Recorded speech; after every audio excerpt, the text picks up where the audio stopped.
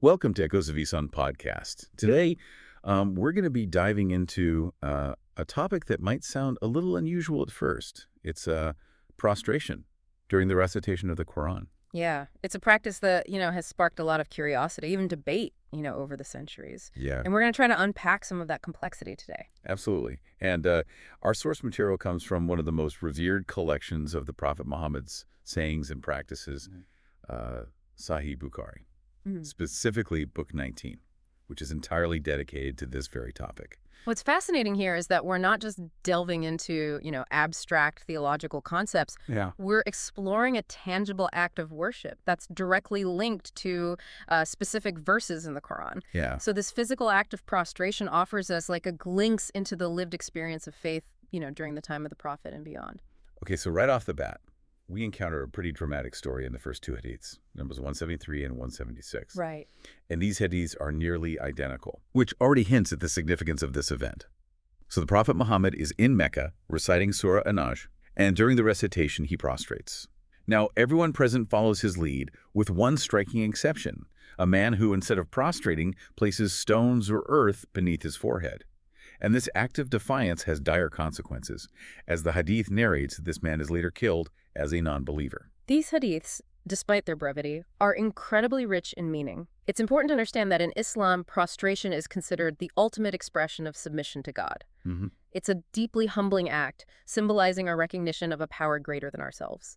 So when this man substitutes, inanimate objects for his prostration, it's seen as a deliberate rejection of that submission. Yeah. His actions represent a defiance of God's authority and a refusal to acknowledge his supremacy. It's interesting that this particular event unfolds during the recitation of Surah An-Najm. Is there something specific about this surah that prompted this reaction, this act of prostration? So Surah An-Najm, meaning the star, holds a very special place in the Quran. Okay. It speaks of profound and awe-inspiring events.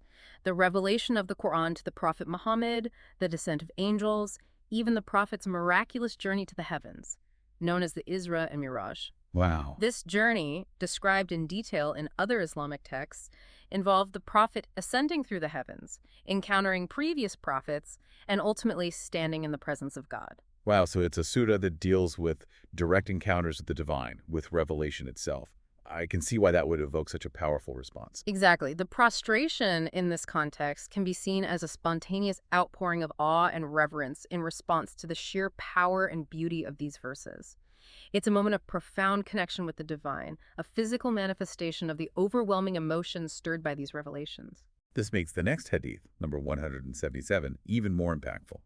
It states that during the Prophet's recitation of An-Najm, it wasn't just Muslims who prostrated, but pagans and even jinn. It seems the power of those verses transcended religious boundaries, inspiring a sense of awe and submission in all who heard them. Absolutely. This hadith emphasizes the universal resonance of certain verses within the Quran. The jinn, in Islamic belief, are spiritual beings with free will, often associated with fire. The fact that even they, along with those who didn't share the Islamic faith, were moved to prostrate speaks volumes about the profound impact of Surah An-Najm. It suggests that certain truths, certain expressions of divine power, have the ability to touch the human heart regardless of one's belief system. But then we come to Hadiths 178 and 179, and things take a slightly more complex turn. These hadiths mention another instance where Zayd bin Thabit, a prominent companion of the Prophet, is reciting An-Najm to the Prophet himself. However, this time, there's no prostration. So how do we reconcile these seemingly contradictory accounts? This is where understanding the nuanced nature of hadith interpretation becomes crucial. Right. It's important to remember that these hadiths, before being compiled and written down, were transmitted orally for generations. This process, while ensuring the preservation of these precious teachings, also introduced the possibility of variations in wording, emphasis, and even context. So we can't just take these hadiths as literal rigid rules, but have to consider the context in which they were revealed and the different layers of meaning they might hold. Precisely. In the case of these seemingly contradictory accounts, there are a few possible explanations. Firstly, the specific verses recited in each instance might have differed. Perhaps certain verses within An-Najm are particularly evocative and explicitly prompt prostration, while others might not carry the same weight. Secondly, the occasions themselves could have been different. Maybe one instance was a public gathering where the prophet was addressing a large audience, while the other was a more private setting. The social context of the recitation might have influenced whether prostration was deemed appropriate. So it's not just about the words on the page, but about understanding the spirit of the practice, the context in which it occurred, and the potential for different interpretations to emerge over time. This makes it really engaging for anyone who loves to learn and delve deeper. Absolutely. It's not about finding a single definitive answer, but exploring the complexities and nuances of faith and practice. Exactly. And this exploration leads us to Hadith 174, which sheds light on the Prophet Muhammad's regular practice. It tells us that during Friday prayers, the most congregational prayer in Islam, the Prophet would consistently recite specific surahs that include verses prompting prostration. He would recite Surah As-Sajda, which literally translates to the prostration in the first rak'ah, and Surah Ad-Dar, also known as the man, in the second rak'ah of the Fajr prayer. Hold on, can we pause for a second? For those unfamiliar with Islamic prayer, could you explain what a rak'ah is? Of course, a rak'ah is a unit of prayer, a sequence of movements and recitations that make up the structure of Islamic prayer. Each prayer consists of a specific number of rak'ahs. The Fajr prayer, performed at dawn, consists of 2 rak'ahs. Thanks for clarifying that. So, going back to Hadith 174, we see that the Prophet incorporated specific surahs, those prompting prostration, into his Friday prayers. Can you tell us a little bit more about these surahs and why they might have been chosen for this practice? Both Surah As-Sajda and Surah Ad-Dar delve into profound themes that invite contemplation and reflection. Surah As-Sajda, as its name suggests, focuses on the act of prostration itself, highlighting its significance as a symbol of submission and humility before God. It speaks about the creation of humankind from clay, our ultimate return to God, and the day of judgment when we will be held accountable for our deeds. So the very content of the surah is calling for this physical act of prostration, reinforcing its importance as an expression of our surrender to God's will. Exactly. A Surah there, on the other hand, focuses on the nature of humanity, our purpose in life, and our responsibility towards others. It reminds us of our humble origins, our dependence on God's sustenance, and the transient nature of this worldly life. The surah emphasizes the importance of righteous actions, charity, and kindness, particularly towards the vulnerable in society. It's fascinating how these surahs, while dealing with weighty theological concepts, also offer practical guidance on how to live a virtuous life. And the act of prostration, in this context, becomes a physical manifestation of our commitment to those values, a moment of humility and surrender as we acknowledge our place in the grand scheme of creation. Precisely. It's not just about bowing down, it's about internalizing the message of these surahs and embodying them through this act of worship. It's about aligning our physical actions with our spiritual aspirations. It's remarkable how these hadiths reveal not just the act of prostration during Quranic recitation, but also the profound spiritual and communal significance it held for early Muslims. Absolutely. And while we've touched upon Surah Anam as a prompt for prostration, other surahs are mentioned in the hadiths as well, each adding another layer to this practice. Right. We've already discussed Surah Sajda, which, as we mentioned earlier, translates to the prostration, almost inviting this act of worship through its very title. But there's also Surah Sad and Surah Fussilat. Okay, I'm intrigued. Yeah. What makes these surahs particularly conducive to prostration? What kind of themes or events do they explore? Well, each of these surahs deals with profound themes that evoke a sense of awe, humility, and submission before God. Surah Sad, for instance, tells the story of Prophet David, a pivotal figure in both Islam and Judaism. Okay. It recounts his rise to kingship, his God-given wisdom, and a particularly challenging case presented to him by 2 angels. This case, which appears impossible to resolve justly, serves as a test of David's wisdom and ultimately highlights God's ultimate authority and the complexities of divine justice. So the prostration in this context could be seen as a recognition of that divine authority, a humbling before the wisdom and justice revealed in the story. Exactly. The story of Prophet David, as narrated in Surah Sad, underscores the limits of human understanding and the importance of surrendering to God's will, even when it seems incomprehensible. Prostration in this context becomes an act of acknowledging our limitations and submitting to a higher power. And what about Surah Fussilat? What themes or events within that surah might prompt prostration? Surah Fussilat, meaning explained in detail, delves into the nature of revelation, the evidence of God's existence in creation, and the consequences of rejecting God's message.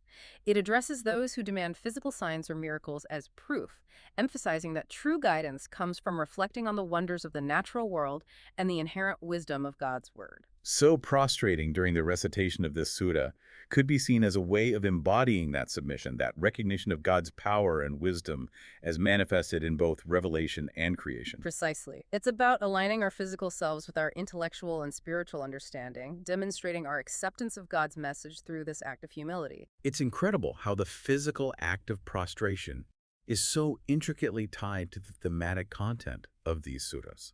It's not just about bowing down, but about internalizing the message, resonating with its deeper meaning, and expressing that connection through this act of worship. Yes, and it's important to remember that while these surahs are generally associated with prostration, it's not a rigidly prescribed rule. The hadiths themselves, as we've seen, demonstrate a certain flexibility in this practice.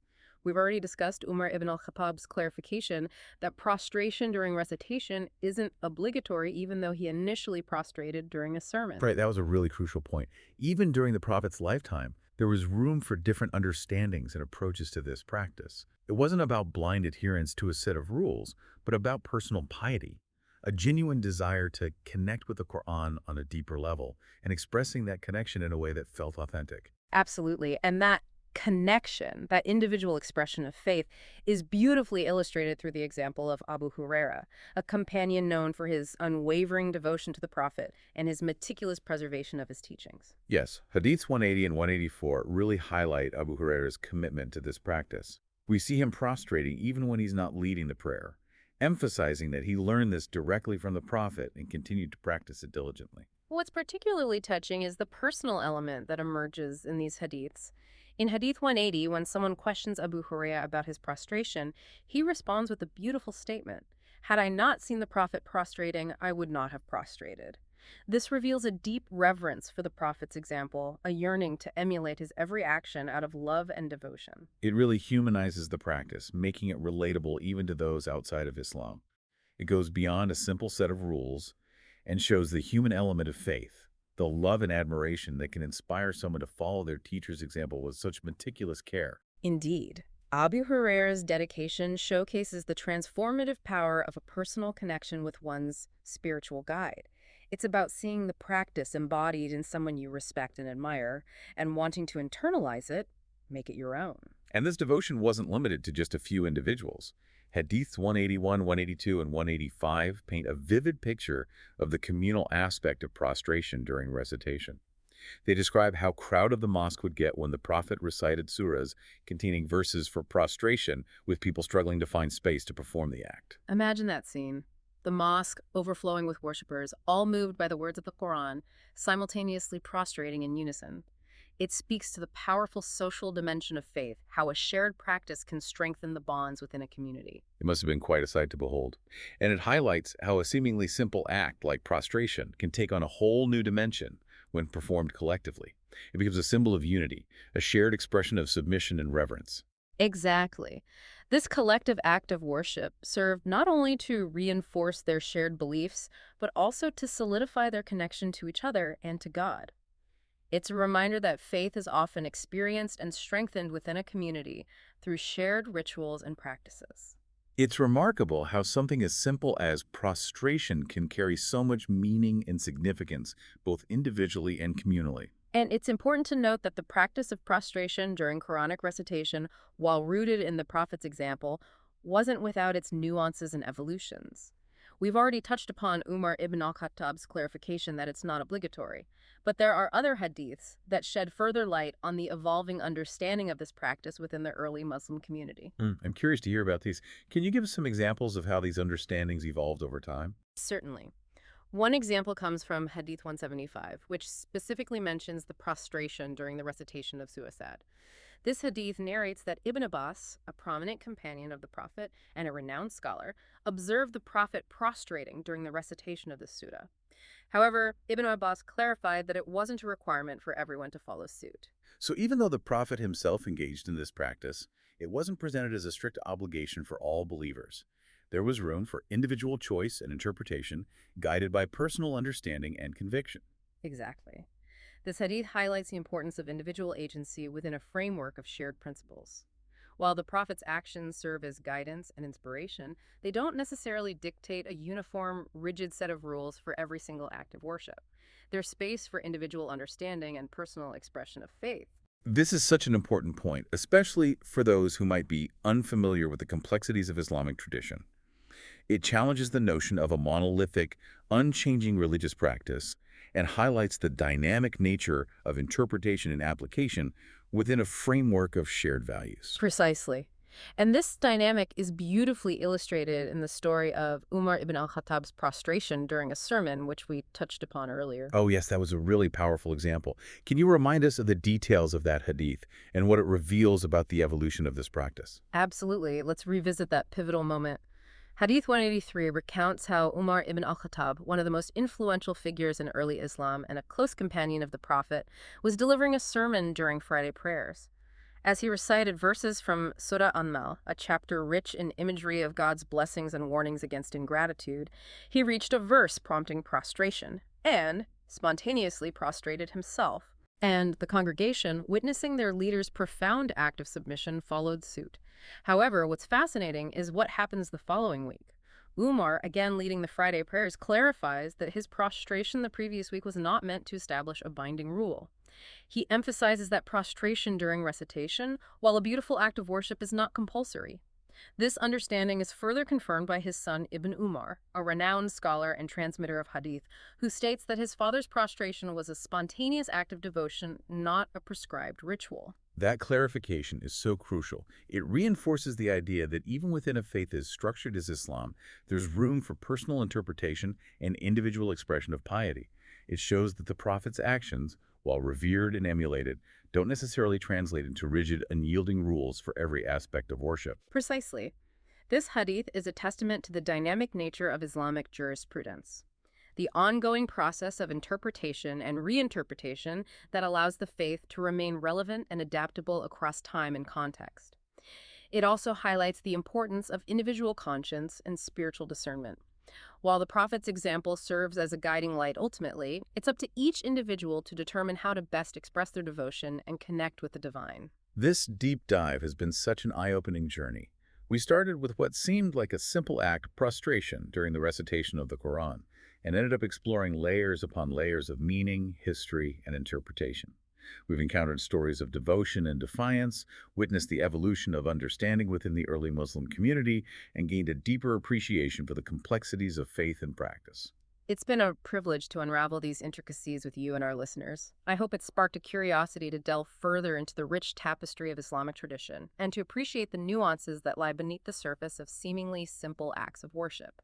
And you know what's fascinating is that this exploration has relevance far beyond the specific practice of prostration within Islam. It prompts us to think about other acts of worship and ritual practices across different faith traditions. It makes me wonder, are there similar examples of evolving interpretations and personal expressions of devotion in other religions? That's such a thought-provoking question, and I think the answer is a resounding yes. Across diverse faiths and spiritual practices, we find a common thread: the human impulse to connect with something larger than ourselves, to express reverence, awe, and submission to a higher power. These expressions take countless forms, from kneeling in prayer and chanting mantras to performing ritual dances and making offerings. And just as we've seen with prostration in Islam, these practices are often layered with meaning, shaped by historical context and subject to individual interpretation. It's like we've uncovered a universal truth that the human heart seeks connection, and that this yearning finds expression through a myriad of rituals and practices, each imbued with its own unique history and significance. Exploring these practices, delving into their origins and evolutions, can deepen our understanding not just of different faiths, but of the human experience as a whole. Beautifully said. It's a reminder that despite our differences in belief and practice, we share a common ground, a desire for transcendence, for meaning, for connection with something beyond ourselves. And that's a truly unifying thought. So to our listeners, we leave you with this invitation. Think about the practices and rituals that hold significance in your own faith, or in traditions that have sparked your curiosity. Where do these practices come from? How have they evolved over time? And what do they mean to you personally? Embark on your own deep dive, ask questions, and discover the hidden depths waiting to be explored. And as always, we encourage you to share your insights and reflections with us. These conversations are a continuous journey of learning and growth, and your perspectives enrich the tapestry of understanding. Until next time, keep seeking, keep questioning, and keep diving deep into the fascinating world of knowledge and understanding. Farewell, and may your journey be filled with wonder and illumination.